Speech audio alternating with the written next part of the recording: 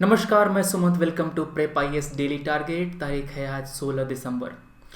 हम लोग आज एक नई किताब शुरू करेंगे जो क्लास 12th की इकोनॉमिक ज्योग्राफी है, उसे हम लोग आज स्टार्ट करेंगे। इसका जो पहला यूनिट है वो हम पूरा करेंगे। इसमें 3 चैप्टर्स हैं। करना क्या है, जिनकी आदत है पीडीएफ वगैरह पढ़ने की वो आदत अब छोड़ेंगे और एनसीईआरटी की ज्योग्राफी को आप हार्ड कॉपी से पढ़ेंगे, पीडीएफ नहीं। खास करके 11th की और 12th की दोनों एनसीईआरटी को, ठीक है ना। नोट्स बनाने की ज़रूरत नहीं है, बस अंडरलाइन करना है, हाईलाइट करना है किताब में ही। और तभी जब इस किताब को आप दूसरी बार पढ़ रहे हो, अगर आप इसको पढ़ रहे हैं पहली बार तो कोई अंडरलाइन नहीं, कोई हाईलाइट नहीं, बस पढ़ के निकल जाइए, ठीक है। तो हम पढ़ेंगे आज पॉपुलेशन के बारे में, इसका डिस्ट्रीब्यूशन, डेंसिटी, ग्रोथ, कंपोजिशन देखेंगे।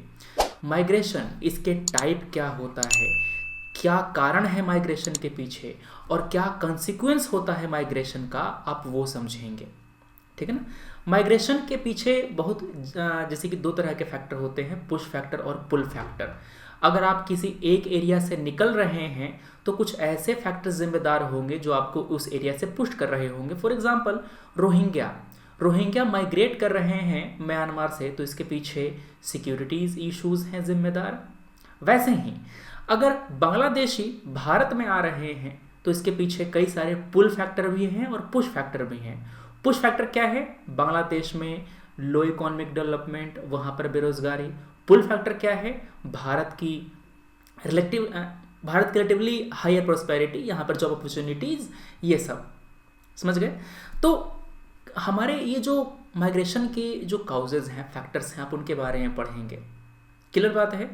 कई सारे टाइप्स होते हैं, जैसे कि जो लोग हैं वो ग्रामीण इलाके से ग्रामीण इलाके में माइग्रेट करते हैं, कुछ लोग रूरल से अर्बन की ओर माइग्रेट करते हैं, कुछ लोग अर्बन से अर्बन की ओर माइग्रेट करते हैं, ठीक है ना।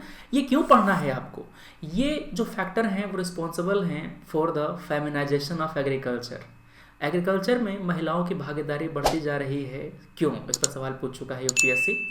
आगे भी कई सारे सवाल पूछे जा सकते हैं। यहाँ पर आपको कॉन्सेप्ट है ना एनसीईआरटी के, वही सब यूज़ होते हैं। ये जो सवाल होते हैं वो आपको ऑन द स्पॉट इसका आंसर बनाना होगा। इसका आंसर आप कहीं से पढ़ करके रट के नहीं जा सकते एग्जाम हॉल में, ठीक है ना।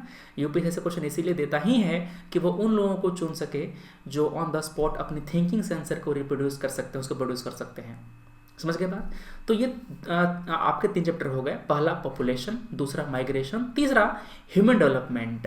आप ह्यूमन डेवलपमेंट से क्या समझते हैं, कौन कौन से पैरामीटर्स हम लोग देखते हैं while calculating the human development. Clear बात। तो ये 3 चैप्टर आप पूरा कर लेंगे। करीब 30 पेज ऐसे मोटा मोटी है, मगर आपको 24-25 पेज ही मिला है, क्योंकि अंतिम में सवाल भी तो होता है, ठीक है ना। तो इफेक्टिव पेजेस होंगे 24 से 25। आपको मैंने समय दिया है 3 घंटे का, जो कि कहीं ज़्यादा है। आपको अगर ढंग से पढ़ेंगे तो 2 घंटे, 2.25 घंटे में पूरा चैप्टर तीनों हो जाएगा, ठीक है। तो लाइन से पढ़ के उठना, मतलब ऐसे कर सकते हो कि आप 20 मिनट पढ़ो, फिर उठ जाओ 5 मिनट के लिए, फिर 20 मिनट पढ़ो, फिर आप घूम के आओ उधर से, टहला मार के आओ, फिर पढ़ने लग जाओ, फिर पढ़ो 20 मिनट, या फिर आप आधे घंटे करके पढ़ो। समझ के बात।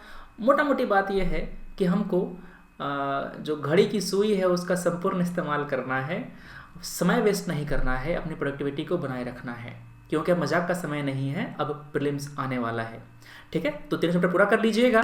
फिर आएगी बात हमारे इंडियन पॉलिटी रिवीजन की।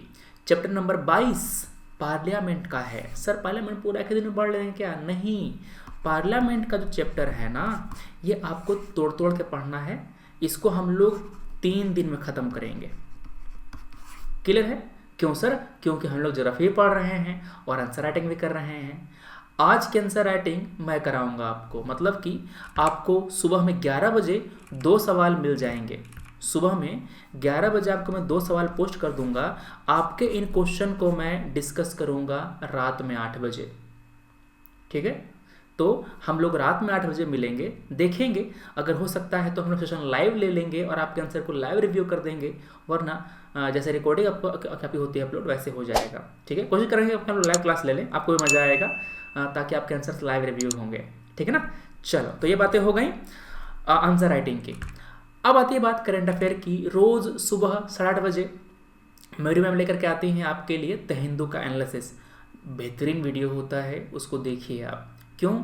अगर आप नए नए शुरू किए हैं तैयारी, तो आप समझ जाएंगे कि कौन सी न्यूज़ हमारे लिए काम की है, कौन सा इश्यूज़ हमें तैयार करना है। सबसे पहली बात ये, आपका करंट अफेयर तैयार होता जाएगा। इसके साथ साथ जो अगस्त महीने का जो मैगजीन है ना विजन का, उसमें सिक्योरिटी का टॉपिक, केवल 2 टॉपिक है, फेस रिकॉग्निशन टेक्नोलॉजी और वुमेन इन आर्म्ड फोर्सेस। केवल यही 2 टॉपिक आज पूरा करेंगे, क्योंकि ज्योग्राफी में 3 चैप्टर है, पार्लियामेंट में 10 पेज तो कम से कम पढ़ ही लेना, ठीक है ना। और 2 टॉपिक आपका ये करंट अफेयर का हो गया। ये आपके 3 चीज़ें मेन रहेंगी आज के टारगेट की, ये कम से कम करना है। बाकी समय बच जाए वो आप देंगे ऑप्शनल सब्जेक्ट को, कम से कम 1 घंटा और आइडियली 2 घंटा आपको तैयार करना है ऑप्शनल।